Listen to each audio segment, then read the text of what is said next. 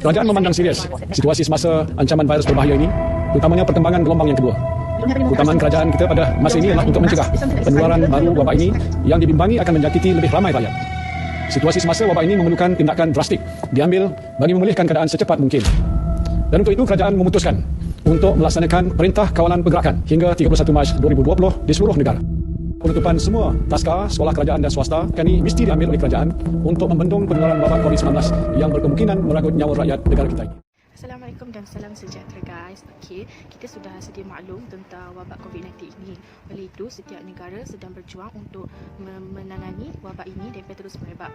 Dan setiap masyarakat juga, tidak kira kisah umur, bangsa, agama, sama-sama menolong kerajaan ataupun negara untuk menangani wabak COVID-19 ini.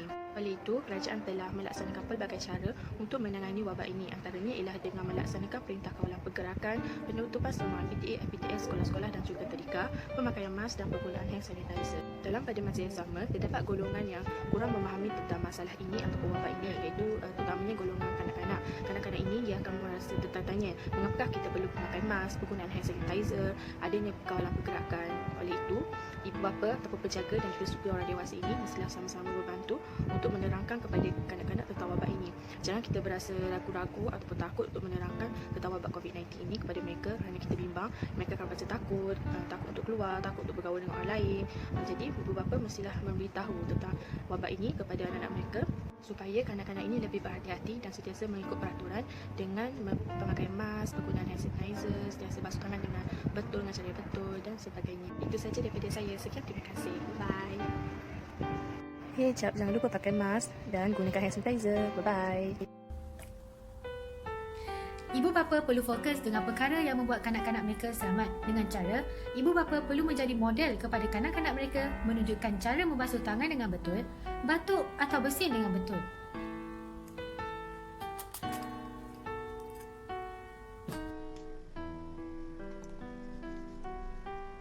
Tahukah kamu, kanak-kanak lebih terkesan dengan PKP kerana mereka masih membesar, terutamanya yang berusia awal tahun. Mereka akan merasa bimbang, berasa tertekan kerana berlakunya perubahan baru ini.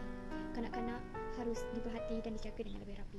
Ibu bapa harus memastikan kanak-kanak mengamalkan jadual rutin harian yang baru. Ibu bapa harus merancang jadual rutin harian yang baru untuk mereka kerana mereka memerlukan masa untuk menyesuaikan diri melakukan perkara-perkara baru tersebut. Ibu bapa harus tekankan kepada 3 perkara: membuat jadual pemakanan, jadual bermain dan jadual belajar. 3 perkara ini adalah penting untuk kanak-kanak ketika berada di rumah sepanjang PKP. Ibu bapa harus mengamalkan gaya hidup yang sihat. Memastikan anak-anak anda mengamalkan gaya hidup yang sihat. Kedua, ibu bapa harus memastikan kanak-kanak dapat belajar dengan selesa dan lebih santai di rumah tanpa merasa tertekan. Ketiga, ibu bapa harus memastikan kanak-kanak dapat bermain dengan lebih gembira dan selesa di rumah juga kerana kanak-kanak harus menempuhi norma baru ini kerana sebelum ini kanak-kanak dapat bermain di luar bersama rakan-rakan, tetapi sekarang kanak-kanak hanya mampu dapat bermain di rumah. Pastikan anak-anak anda kekal berada di rumah dan pastikan anak-anak anda tidak terasa tekun di rumah.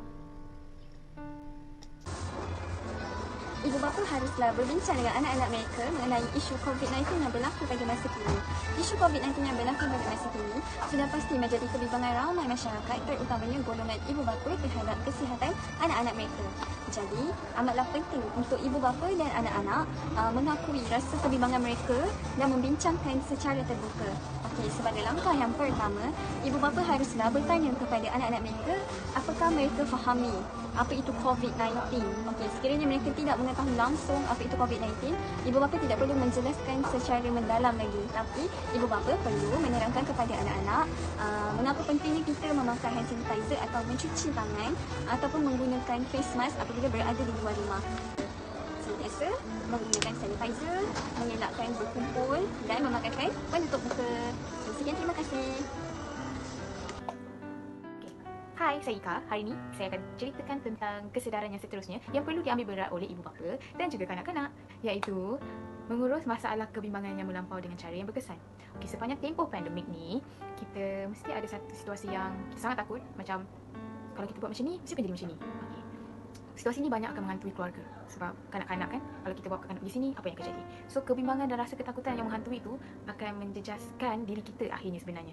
Okey, tambahan pula masalah ni bukan hanya akan terjadi pada golongan dewasa saja, malahan pada kanak-kanak juga akan terkesan. Kerana kanak-kanak akan mula duduk rumah, tak boleh keluar sewenang-wenangnya.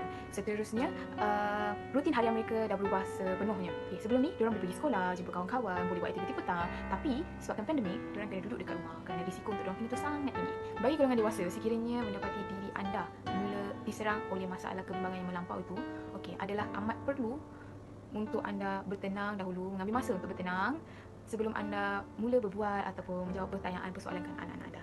Okey, bagi kanak-kanak pula, ibu bapa yang perlu memain peranan. Okey, seperti memastikan mereka dapat mengawal perasaan tersebut. Okey, untuk mengawal perasaan tersebut, kita ibu bapa boleh mengalihkan perhatian mereka dengan memberi permainan, sama ada selimut yang lembut ataupun teddy bear macam ni, bagi diorang pegang, so diorang akan selesa dan kembali tenang semula. Okeylah, jadi stay safe, stay healthy and break the chain, okay? #kita jaga kita. Bye.